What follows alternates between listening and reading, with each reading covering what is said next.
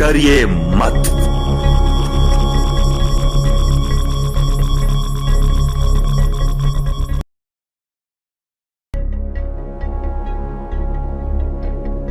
अडानी के गोरख धंधे में आम लोगों का करोड़ों रुपया डूब रहा है, लेकिन पीएम मोदी चुप है।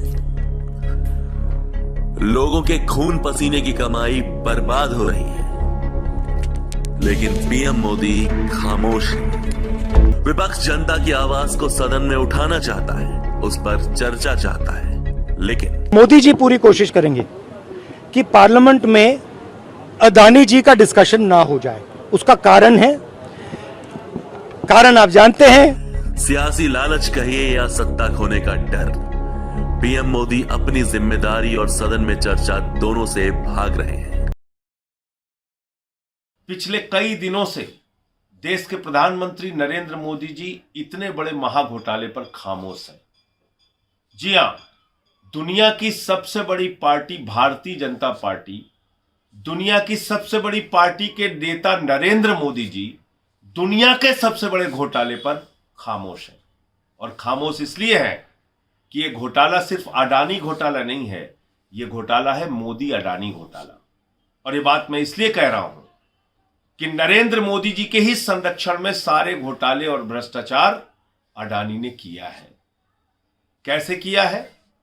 मोदी जी ने ही कोयला दिया, मोदी जी ने ही गैस दिया, मोदी जी ने ही बिजली दिया, पानी दिया, सड़क दिया, सीमेंट दिया, स्टील दिया, सी पोर्ट दिया, एयरपोर्ट दिया। यानी आकाश से लेकर पाताल तक सब कुछ नरेंद्र मोदी जी ने अपने मित्र अडानी को सौंप दिया। और इतना ही नहीं किया, व्यापार चलाने के लिए 2.5 लाख करोड़ रुपए का कर्जा दिया। याद रखिएगा, 2.5 लाख करोड़। जीरो लगाते लगाते आप थक जाएंगे। आज जहां इस नाजुक मोड़ पर पीएम मोदी आम जनता का साथ छोड़ अडानी को बचाने में लगे हैं, तो वहीं विपक्ष आम जनता की आवाज बनकर उनका साथ और हाथ दोनों थामे बुलंदी से खड़ा है। 1992 में जेपीसी की मांग उठी और सरकार ने उस मांग को स्वीकारी, हर्षद मेहता के मामले में। 2001 में केतन पारेख के मामले में जेपीसी का गठन हुआ। तो ऐसा नहीं है कि पहले जेपीसी का गठन नहीं हुआ है ऐसे घोटाले के संबंध में। तो हम जेपीसी की मांग को बरकरार रखेंगे, हम इससे हटेंगे नहीं। मिनिमम जो हम चाह रहे हैं कि जेपीसी बने। हमें धमकी दिया जा रहा है कि आप जो कुछ आप अंदर बोलेंगे उसको हम एक्सपंज करेंगे। हमें बोलने ही नहीं दिया जा रहा है, नेता प्रतिपक्ष को नहीं बोलने दिया जा रहा है, और धमकियां आ रही हैं कि अगर आप माफी नहीं मांगोगे आप सस्पेंड हो जाओगे लोकसभा से। ये सांसद हैं कौन धमकी देने वाला सांसद, जिनके लोकसभा क्षेत्र में अडानी का एक पावर प्लांट है? आप जानते हैं मैं किसका जिक्र कर रहा हूं, झारखंड के सांसद। एक आम इंसान अपने सपनों को पूरा करने के लिए मेहनत की पाई पाई जोड़कर पूंजी निवेश करता है।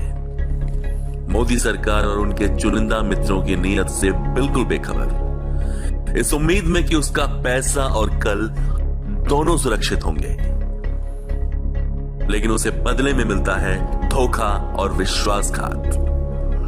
धोखा प्रधानमंत्री के उस अरबपति मित्र से जिसका 2014 के पहले सुर्खियों में नाम तक नहीं आता था, लेकिन जो 2014 के बाद खुद सुर्खियां बन गया।